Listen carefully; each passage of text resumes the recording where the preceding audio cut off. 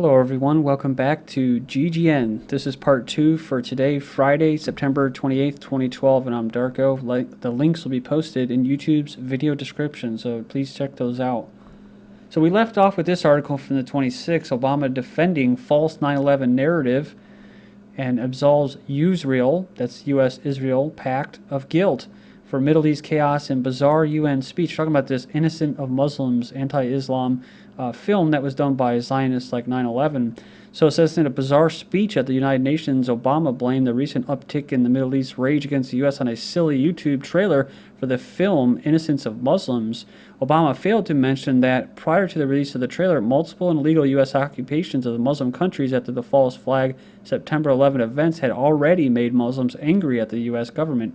Rage against the godless and evil empires, the way they see it, was brewing way before any talk of an anti-Islam film surfaced in the Middle East. And they tried to blame the ambassador's death on that, and it wasn't. That was a hit job. That was a professional terrorist hit job, and they've now had to admit that. So they're saying that Obama clearly lives in an alternative universe. According to his worldview, Washington's unconditional support for the terrorist state in Israel isn't as big a deal in the Muslim world as the airing of a 12-minute film trailer mocking the Prophet Mohammed. Speaking of which, now there's going to be another Mohammed cartoon from Spain. So more Mohammed cartoons from Spain. How does anyone know? Ask El Jueves. So first, a French satirical magazine publishes cartoons of the Prophet Muhammad. Now Spain is joining in. Let's not forget about the actual Israeli subway ad calling them savages and to support Israel. The cover of the latest issue of El Jueves shows a lineup of bearded Middle Eastern men with the headline, But does anyone know what Muhammad looks like, reports the Huffington Post. The editor said that the cover did not really depict Muhammad, but is a parody of the situation we are experiencing.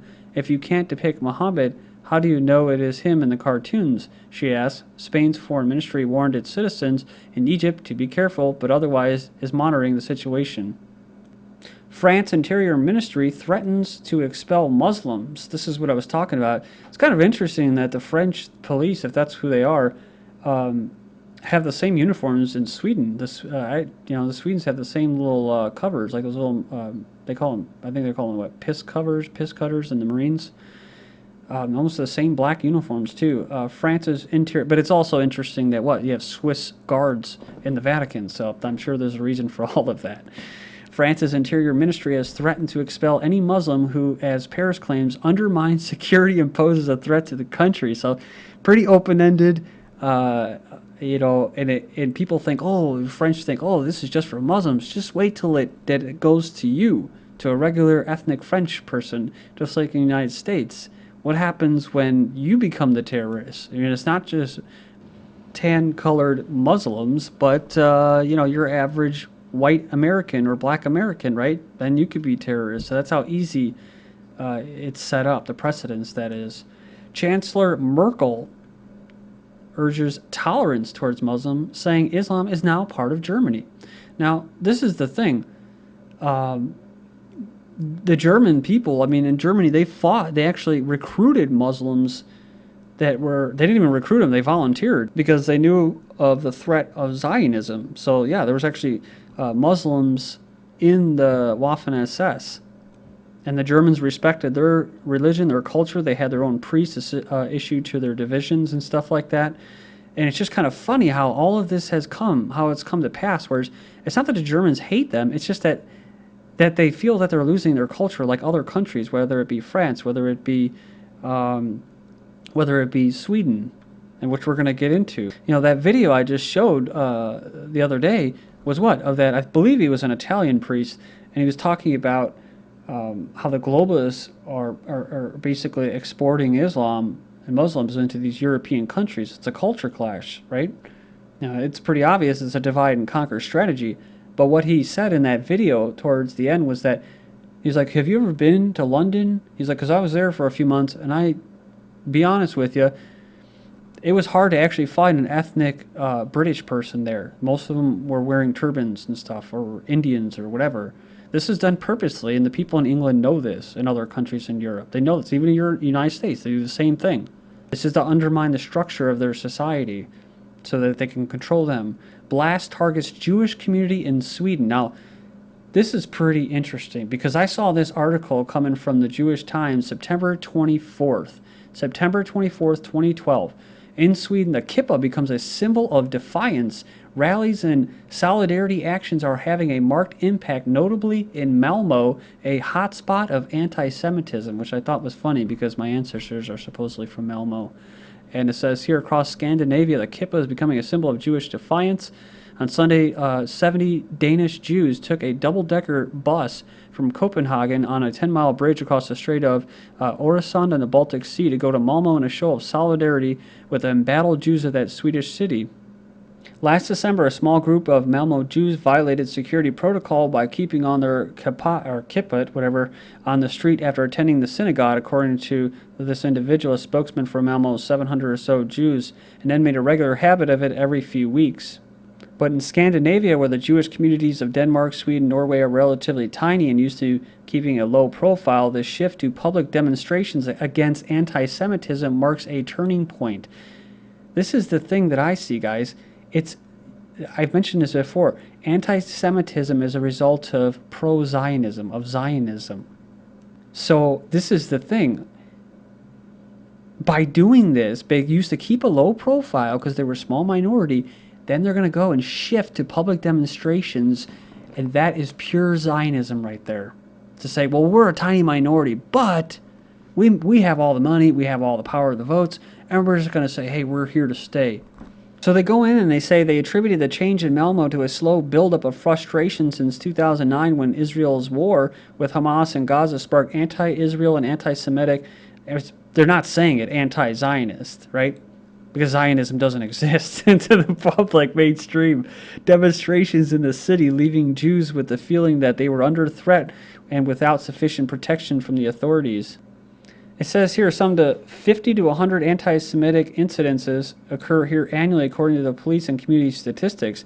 Many of the perpetrators are first and second generation Muslim immigrants who make up 30 to 40% of Malmo's population. 30 to 40%. So here we go. Making matters worse, Malmo mayor has advised Jews who want to be safe in Malmo to reject Zionism. The mayor said this. Though he has condemned anti-Semitism, he says he called Zionism a form of extremism comparable with anti-Semitism, saying that the Jewish community had been infiltrated by anti-Muslim agents, as Zionists, and denied that Muslims perpetrated the attacks on Malmo Jews. I frankly think that crisis initiation is really tough. And it's very hard for me to see how the United States president can get us to war with Iran. Which leads me to conclude that if, in fact, compromise is not coming, that the traditional way of America gets to war is what would be best for U.S. interests. Some people might think that Mr. Roosevelt wanted to get us into World War II, as David mentioned. You may recall we had to wait for Pearl Harbor. Some people might think Mr. Wilson wanted to get us into World War I. You may recall he had to wait for the Lusitania episode. Some people might think that Mr. Johnson wanted to send troops to Vietnam. You may recall we had to wait for the Gulf of Tonkin episode. We didn't go to war with Spain until until the Maine exploded. And may I point out that Mr. Lincoln did not feel he could call out the Federal Army until Fort Sumter was attacked, which is why he ordered the commander at Fort Sumter to do exactly that thing which the South Carolinians had said would cause an attack. So if, in fact, the Iranians aren't going to compromise, it would be best if somebody else started the war. One can combine other means of pressure with sanctions. I mentioned that explosion on August 17th. We could step up the pressure. I mean, look, people, Iranian submarines periodically go down. Someday one of them might not come up. Who would know why? We can do a variety of things if we wish to increase the pressure. I'm not advocating that, but I'm just suggesting that this is not a either-or proposition. It's just sanctions has to succeed or other things. We are in the game of using covert means against the Iranians. We could get nastier at that. So that video right there was basically of what? A false flag. That's what they were talking about. a false flag. And this is where it came from. It's supposedly an Israeli lobbyist, the Washington Institute, improving the quality of the U.S. Middle East policy. Their actions, or ideas, action, and impact. They got a little warship there with a bomb going off next to it, right? But analyst says second Zionist 9/11 in the making for war with Iran. The Washington Institute for Near East Policy is overtly plotting another 9/11 style mass murder of Americans to justify military aggression against Iran. So this is going off what we just saw. Political columnist Kevin Barrett says WINEP, like AIPAC, is a criminal organization, a viper's nest of unregistered agents of a foreign power, Israel, even if they were not advocating mass murder and high treason and calling for the silencing of opposition to 9/11 coup d'etat that they and or their fellow travelers helped orchestrate, they should all be arrested and sent to prison. Fellow travelers, I guess it's a homage or to Freemasons. The next wave of U.S. robotic war is drones on their own. U.S. military's current fleet of drones will soon be overtaken by a new wave of robots that will be faster, stealthier, smarter, and operating virtually without any human intervention, which is exactly what they want. I've been saying this for, 2 years now, or 3 years now.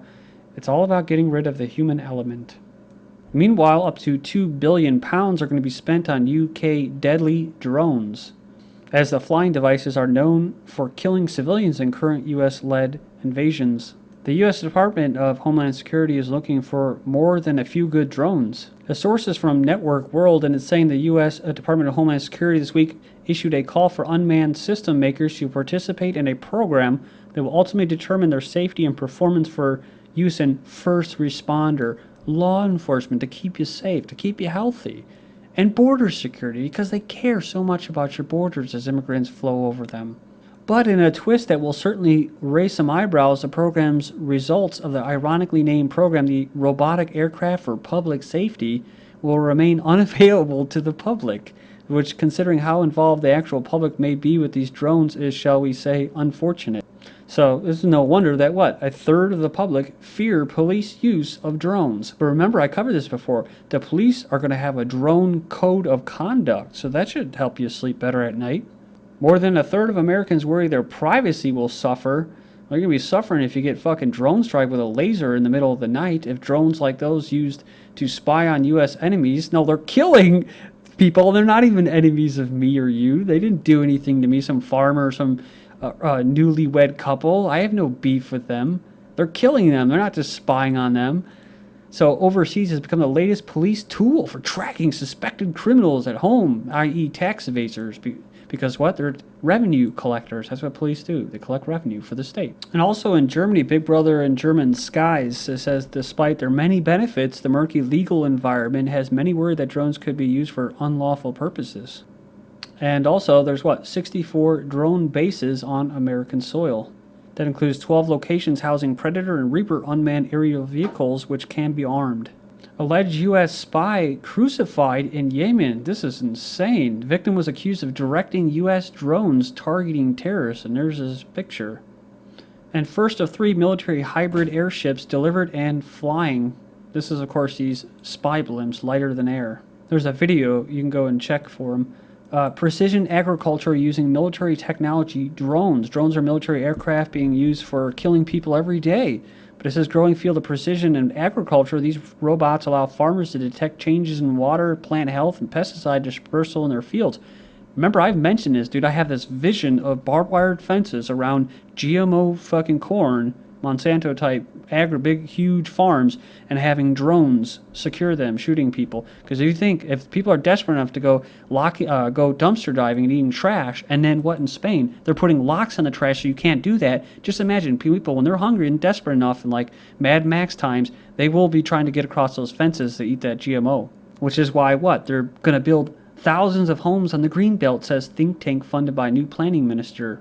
And who do you think these are going to go to? These nice big open lands. It's going to go towards the rich, towards the super elites.